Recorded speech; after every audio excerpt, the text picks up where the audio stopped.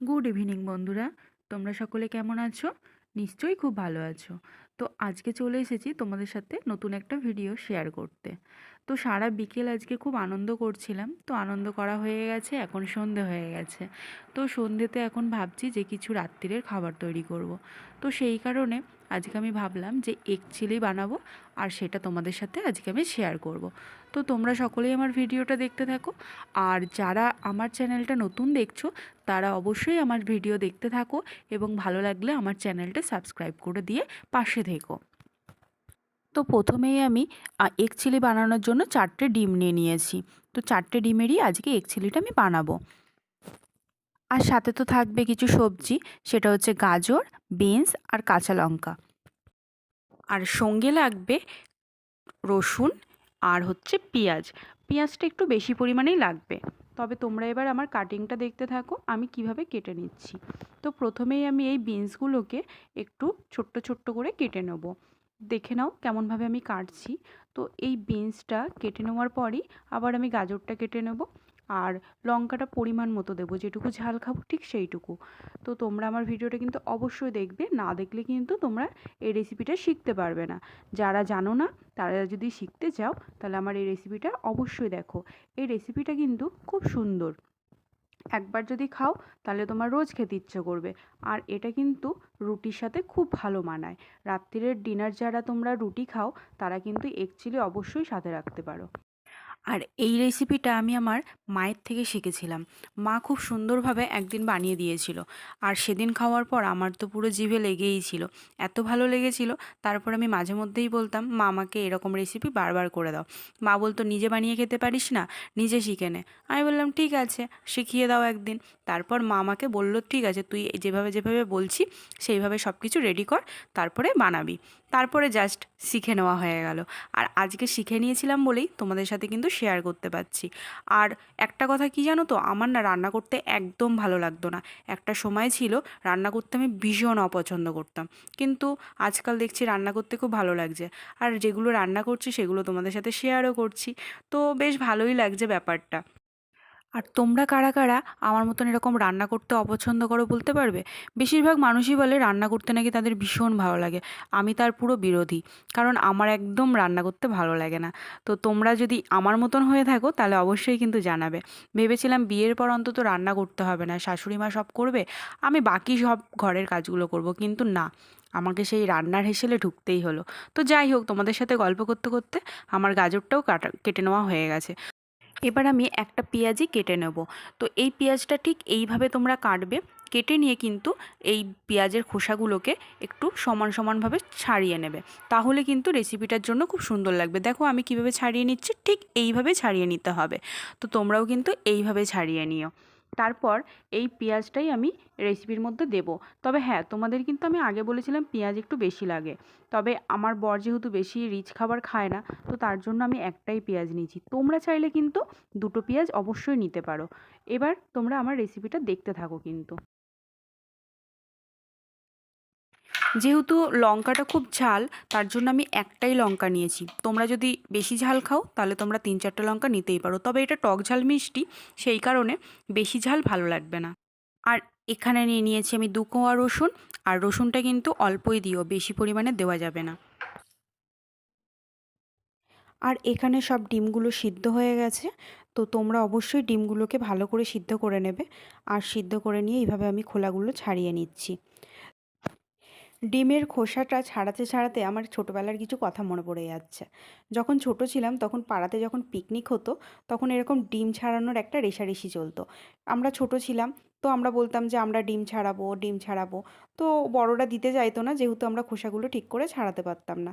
তো তখন আমাদেরকে বলতো কি, ঠিক আছে তোরা ডিম ছাড়াবি যখন ছাড়া, কিন্তু কারোর হাতে যদি ডিমের খোসার সাথে ডিম অর্ধেক উঠে যায়, সেই ডিমটা কিন্তু তোকেই খেতে হবে।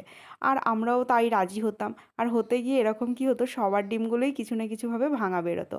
আর যে সবথেকে ভালো ডিমটা ছাড়াতে পারতো তাকে দেখে খুব হিংসা হতো, যে ও এত সুন্দর ডিমটা ছাড়িয়ে ফেললো আর আমাদের ভাগ্যেই ভাঙা ডিম। কিন্তু কিছু করার নেই, শর্ত ছিল যেহেতু ভাঙা ডিমই খেতে হবে, তাই ভাঙা ডিমই খেতে হতো আমাদেরকে। তো আমার ডিমগুলো ছাড়ানো হয়ে গেছে।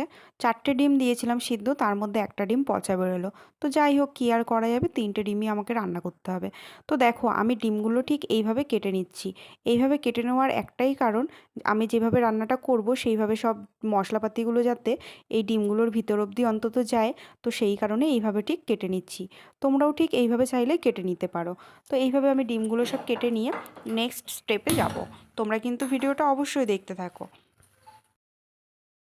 তো কড়াইতে আমি তেলটা দিয়ে দিয়েছি। এটা তেলটা কিন্তু সাদা তেল দেওয়া হয়েছে। তো এটা গরম হয়ে গেলেই বাকি সবজিগুলো আমি সব এর মধ্যে একে একে দিয়ে দেবো। তো আমি একসাথে সব সবজিগুলো এর মধ্যে দিয়ে দিলাম।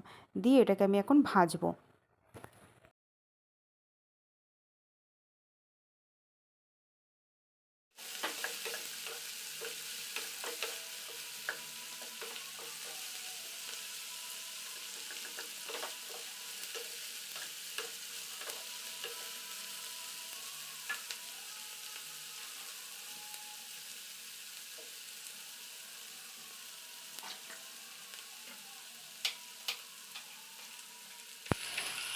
এবার আমি কাঁচা লঙ্কাটা দিয়ে দেবো এর মধ্যে। তো তোমরাও যতটুকু ঝাল খাবে দিয়ে দেবে। এবার দিয়ে দিলাম রসুন টুকুনি। যে রসুনটা ছিল সেটা একটুখানি থেতো করে এর মধ্যে দিয়ে দিয়েছি। তোমরা চাইলে বেটে দিতে পারো। তো আমি এটা বাটিনি, আমি এটা থেতো করেই দিয়ে দিয়েছি। তো এরপরে আমি এর মধ্যে দিয়ে দিচ্ছি টমেটো সস। তো তোমরাও কিন্তু টমেটো সসটা দিয়ে দিও। আর টমেটো সসটা একটুখানি পরিমাণে বেশি লাগবে, কারণ এই সসটাই হচ্ছে মেন গ্রেভিটা তৈরি করবে। আর এটা একটুখানি গরম হয়ে আসলেই আমি এর মধ্যে দিয়ে দেবো এবার চিলি সস। তো চিলি সসটা একটু পরিমাণে কম দিতে হবে। টমেটো সসটা একটু বেশি, আর চিলি সসটা কিন্তু একদম পরিমাণে কম। বেশি দিলে কিন্তু তিতো হয়ে যাবে। তো তোমরা অবশ্যই সেই পরিমাণ অনুযায়ী দিয়ে দিও। আর এটা ঠিক দুটো মিক্স হয়ে গেলে এর মধ্যে আমি একটু সামান্য অ্যারারুট দিয়ে দেবো। অ্যারারুটটা দিয়ে দিলে এই যে গ্রেভিটা হবে সেই গ্রেভিটা বেশ খুব সুন্দর একটা জিনিস আসবে। তো এই দুটো মিক্স হয়ে গেলে আমি এর মধ্যে সামান্য নুন ছড়িয়ে দেব। তোমরাও তোমাদের পরিমাণ মতো এর মধ্যে নুন দিয়ে দিতে পারো।